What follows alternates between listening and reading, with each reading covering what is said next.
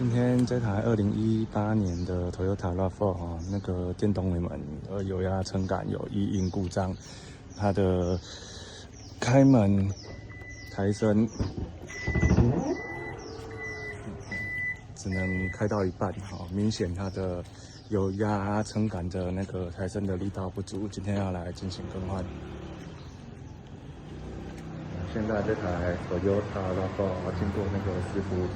安装这个油压顶杆，安装完成。现在来看看这个安装完的效果。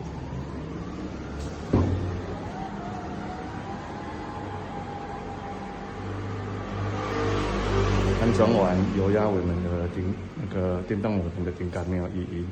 好，然后开启也可以角度打到这开。如果你的电尾门有什么问题，有异音或故障，欢迎私讯我年份车型，我再与你报价，谢谢。